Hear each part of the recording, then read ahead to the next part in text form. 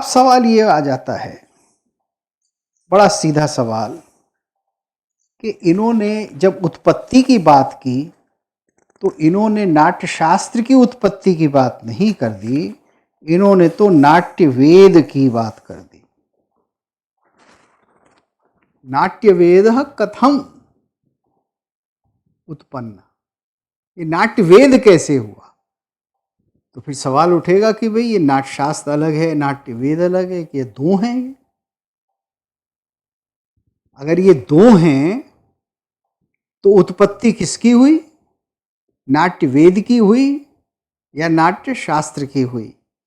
एक बड़ा सीधा सीधा प्रश्न उठता है कि नाट्य शास्त्र क्या है और नाट्य वेद क्या है, इन दोनों में कोई संबंध है, ये दो अलग अलग हैं या नहीं हैं? तो तेषां तु वचनं श्रुत्वा मुनीनां भरतो मुनिः प्रत्युवाच ततो वाक्यं नाट्य वेद कथां प्रति। अब फिर उसने नाट्य वेद कह दिया कि नाट्य वेद कथा के बारे में क्या बोले भरत मुनि, भवद्भिः शुचिभिः भूत्वा तथा अवहितमानसैः श्रूयताम नाट्य वेदस्य संभवो ब्रह्म निर्मितः। यानी उत्तर में भी वो कह रहे हैं कि देखो ब्रह्मा ने नाट्य वेद कैसे बनाया, ये अब आप सुन लीजिए। तो अब तो बिल्कुल स्पष्ट हो गया कि नाट्य वेद अलग है और नाट्य शास्त्र अलग है। और अगर अलग अलग हैं तो ये नाट्य शास्त्र फिर क्या है? अब ये तो बड़ा एक मौलिक प्रश्न उठने लगा ना, और इसका जब तक निराकरण हम नहीं करते तब तक हम समझ नहीं पाएंगे कि नाट्य शास्त्र क्या है। नाट्य वेद और नाट्य शास्त्र का अंतर भी हमको बताना पड़ेगा। तो वो खैर कह देते हैं, एक पूरी कथा बता देते हैं कि त्रेता युग में ऐसे ऐसे हुआ, और फिर जो कथा मैंने आपको बताई वो कथा यहाँ आ जाती है। अब उसका कारण क्या है? तो कारण ये है कि न वेद व्यवहारो यम संश्राव्य शूद्र जातिषु तस्मात् सृजा परम वेदम पंचमम सर्ववारणिकम। नाट्य वेद की रचना का सबसे पहला कारण वो ये देते हैं कि देखिए वेद व्यवहार जो है वो सब में नहीं होता। यानी जो अशिक्षित हैं, जो शूद्र हैं और जो स्त्रियां हैं, उनको वेद नहीं पढ़ाया जाता है। अब यहाँ ज़रा सा थोड़ा समझने की आवश्यकता है कि यहाँ वेद से क्या अर्थ है और ज्ञान से क्या अर्थ है, और कौन नहीं पढ़ रहे हैं और क्या नहीं पढ़ रहे हैं, ये ज़रा आप समझिए, क्योंकि इसके बारे में बहुत सारे प्रश्न आपके पास उठेंगे।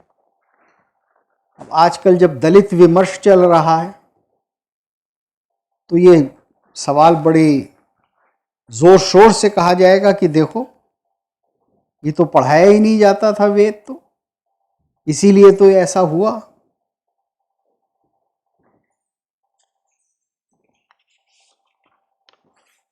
और वो ये भी कह रहे हैं कि कुछ मुश्किल हो गई तभी इस पंचम वेद की रचना करनी पड़ी। अब देखिए यहां एक चीज हमें समझनी चाहिए।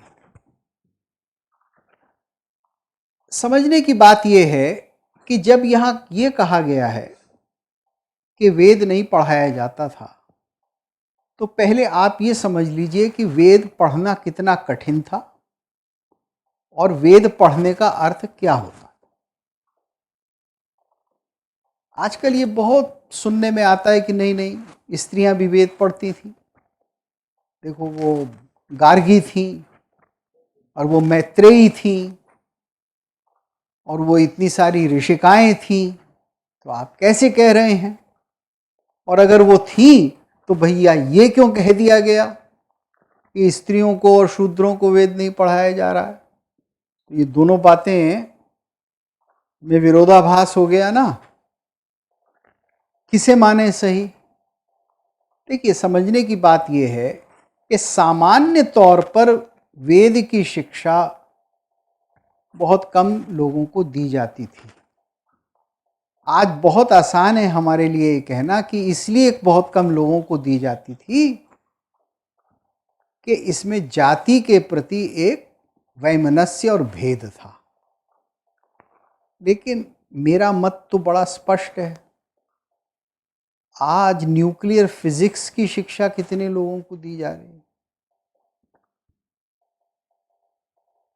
आज नैनो टेक्नोलॉजी कितने लोग पढ़ पाते हैं या पढ़ने की शिक्षा दे दी जाती है? देखिए, बहुत सारी विद्याएं ऐसी होती हैं जो केवल बहुत लंबे अभ्यास के बाद प्राप्त होती। और वेद ऐसा नहीं है कि आज आप गए और महर्षि दयानंद जी के सौजन्य से जिन्होंने वेद छपवा दिए, आप गए, आपने 150 रुपए में चारों वेद लेके घर आ गए, आपने पढ़ना शुरू कर दिया। अब ये तो दयानंद जी की कृपा थी कि उन्होंने सब कर करा के छपवा के, और आर्य समाज ने इसका इतना प्रचार प्रसार कर दिया कि आप 150 रुपए में ग्रंथ ले आए। और फिर आप कहें कि मैं तो पढ़ लिया। आपने 2-4 बार पन्ने पलटे और आपने बस थोड़ा सा हिंदी अनुवाद पढ़ा, आपने कहा वाह, मैं तो वेद में ज्ञानी हो गया। फिर आप बहस भी करने लगे कि वेद में ये है और वेद में ये नहीं है। यही स्थिति है ना। अब आज से 5000 साल पहले जाइए, छपाई तो होती नहीं थी। दूसरे लिखते भी थे भूर्ज पत्र पर या ताड़ पत्र पर। हाँ, तो जब आप लिख लेंगे और उसकी कई कॉपीज बनेंगी,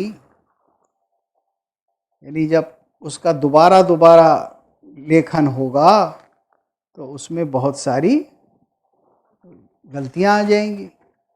लेखन के प्रमाद से, लेखन की कमजोरी से उसमें मात्राओं की गलती होगी और कुछ लोग बदल भी देंगे, अपना अपना एडिशन भी निकाल देंगे। तो उन्होंने कहा कि नहीं, इसका हमें पांडुलिपि बनानी नहीं, याद रखना है। अब याद रखेंगे तो वो गायब हो जाएगा, याददाश्त के हिसाब से गड़बड़ हो जाएगी। तो उन्होंने कहा कि नहीं,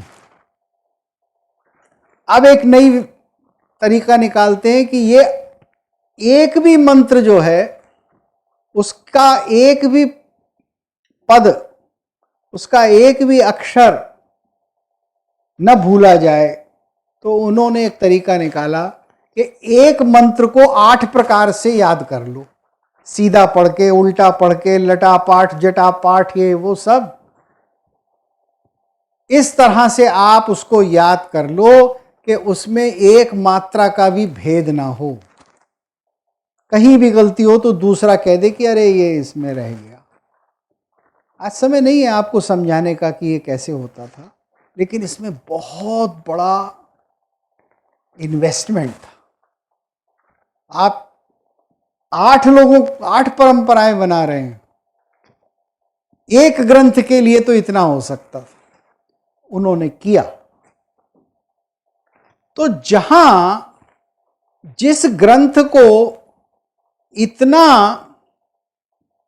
गहराई से पढ़कर जिसका संरक्षण करना हो, वहां आप सबको वो कैसे पढ़ने देंगे? उसके लिए जो अधिकारी होंगे उन्हें तो पढ़ने देंगे। हाँ, ये ठीक है कि इसमें जाति भेद भी होता था, ऊंच नीच का भी विचार होता था, जो आज हम नहीं मानते। लेकिन अब संसार में, पूरे इतिहास में ये जाति भेद और ऊंच नीच का विचार चला आया है। ये भारतवर्ष की बीमारी नहीं रही है। इसलिए इसके बारे में बहुत ग्लानि और बहुत ही एक प्रकार से क्षोभ महसूस करना मैं उचित नहीं समझता। और यही कारण था कि वेद का लोक व्यवहार नहीं हो सकता था। कुछ लोगों के लिए हो सकता है। जितनी भी गूढ़ विद्याएं होती हैं वो किसी काल में भी किसी संस्कृति में हो, वो कुछ ही लोगों के लिए हो पाती हैं और कुछ ही लोग उनको पकड़ पाते, सब नहीं पकड़ पाते। तो यहां कहने का अर्थ ये है कि जो विद्याएं और वेद से संबंधित जो विद्याएं, यानी फिर अब वेद से अर्थ केवल 4 संहिता नहीं है, वो फिर वेद के बाद या वेद के साथ संलग्न जो परंपराएं हैं, आरण्यक की, ब्राह्मण ग्रंथों की, उपनिषदों की, वो भी आ जाती हैं इसमें, क्योंकि उनको पढ़ने में, उनको सीखने में, उनको धारण करने में, उनको समझने में भी इसी प्रकार का स्पेशलाइजेशन। तो वो ये कह रहे हैं कि क्योंकि सब लोगों को ये उच्चतम शिक्षा नहीं मिल सकती, तो इस उच्चतम शिक्षा का जो नतीजा है, यानी इसका जो हमें लाभ हमें मिला है कुछ लोगों को, वो सब तक कैसे पहुंचाया जाए। जो आपने सीखा है इतनी मेहनत करके, जो मर्म आपने लिया है, वो मर्म हम सब तक कैसे पहुंचाएं। सब तक तो हम वेद पढ़ा के नहीं कर सकते ना, क्योंकि उसमें तो बरसों लगते हैं, वो तो बड़ा कठिन मार्ग है। लेकिन उस उपलब्धि को सब तक पहुंचाने के लिए हम एक 5वां वेद बनाते हैं, जो कि नाट्य वेद है, अर्थात कला है। क्योंकि नाट्य में ही सारी कलाएं आ जाती हैं, जितनी कलाएं हैं वो सब नाट्य के अंदर आ जाती हैं।